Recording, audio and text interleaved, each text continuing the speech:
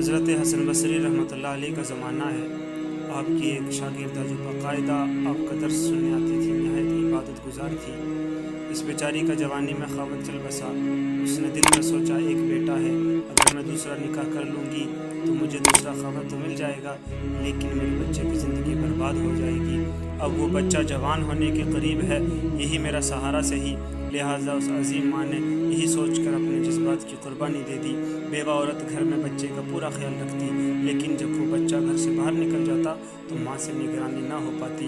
اب اس بچے کے پاس مال کی کمی نہ تھی، اٹھتی ہوئی جوانی بھی تھی۔ یہ جوانی دیوانی مستانی ہو جاتی ہے، چنانچہ وہ بچہ بری صحبت میں گرفتار ہو گیا، شباب اور شراب کے کاموں میں مصروف ہو گیا۔ ماں برابر سمجھاتی، لیکن بچے پر کچھ اثر نہ ہوتا۔ چکنا گھڑا بن گیا۔ وہ اس کو حضرت حسن بصری کے پاس لے کر آتی۔ حضرت بھی اس کو کئی گھنٹے سمجھاتے، لیکن اس بچے کا نیکی کی طرف دھیان ہی نہیں تھا۔ حضرت کے دل میں بھی یہ بات آ گئی کہ شاید اس کا دل پتھر بن گیا ہے، مہر لگ گئی ہے۔ بہرحال ماں تو ماں ہوتی ہے، ماں اسے پیار سے سمجھاتی رہی، میرے بیٹے نیک بن جاؤ، تمہاری زندگی اچھی ہو جائے گی۔ کئی سال برے کاموں میں لگ کر اس نے اپنی دولت کے ساتھ اپنی صحت بھی تباہ کر لی، اور اس کے جسم میں لا علاج بیماریاں پیدا ہو گئی۔ معاملہ یہاں تک آ پہنچا کہ اٹھنے کی بھی ہمت نہ رہی اور بستر پر پڑ گیا۔ اب اس کو آخرت کا سفر سامنے نظر آنے لگا۔ ماں نے پھر سمجھایا، بیٹا تو نے اپنی زندگی تو خراب کر لی، اب آخرت بنا لے اور توبہ کر لے، اللہ بڑا غفور رحیم ہے، وہ تمہارے تمام گناہوں کو معاف کر دے گا۔ جب ماں نے سمجھایا، اس کے دل پر کچھ اثر ہوا، کہنے لگا، ماں میں کیسے توبہ کروں، میں نے بہت بڑے گناہ کیے ہیں۔ ماں نے کہا، بیٹا حضرت سے پوچھ لیتے ہیں۔ بیٹے نے کہا، ماں اگر میں فوت ہو جاؤں تو میرا جنازہ حضرت حسن بصری رحمۃ اللہ علیہ پڑھائیں۔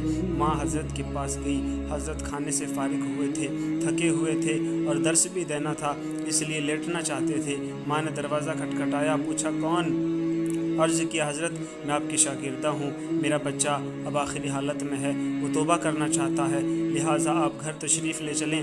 حضرت نے سوچا یہ پھر دھوکہ دے رہا ہے اور میرا وقت ضائع کرے گا اور وہ اپنا بھی کرے گا۔ سالوں گزر گئے، اب تک کوئی بات اثر نہ کر سکی، اب کیا کرے گی؟ کہنے لگے، میں اپنا وقت ضائع کیوں کروں، میں نہیں آتا۔ ماں نے کہا، حضرت اس نے تو یہ بھی کہا ہے کہ اگر میرا انتقال ہو جائے تو میرا جنازہ حضرت حسن بصری رحمۃ اللہ علیہ پڑھائیں۔ حضرت نے کہا، میں اس کی جنازے کی نماز نہیں پڑھاؤں گا، اس نے تو کبھی نماز ہی نہیں پڑھی۔ اب وہ شاگردہ بیوہ عورت تھی، چپ کر گئی، روتی ہوئی گھر گئی۔ بیٹے سے پوچھا، کیا ہوا؟ بیٹے نے پوچھا، کیا ہوا؟ ماں نے کہا، ایک طرف تیری حالت، دوسری طرف حضرت نے انکار کر دیا۔ اب یہ بات بچے نے سنی تو اس کے دل پر چوٹ لگی۔ کہا، میری ماں ایک وصیت سن لیجئے۔ ماں نے پوچھا، بیٹا وہ کیا عجیب وصیت؟ کہا، امی میری وصیت یہ ہے کہ جب میری جان نکل جائے تو سب سے پہلے اپنا دوپٹہ میرے گلے میں ڈالنا، میری لاش کو کتے کی طرح صحن میں گھسیٹنا، جس طرح مرے ہوئے کتے کی لاش گھسیٹی جاتی ہے۔ بیوہ عورت نے پوچھا، بیٹا وہ کیوں؟ کہا، امی اس لیے کہ دنیا والوں کو پتہ چل جائے کہ جو اپنے رب کا نافرمان اور ماں باپ کا نافرمان ہوتا ہے اس کا انجام یہ ہوا کرتا ہے۔ میری پیاری ماں مجھے قبرستان میں دفن نہ کرنا۔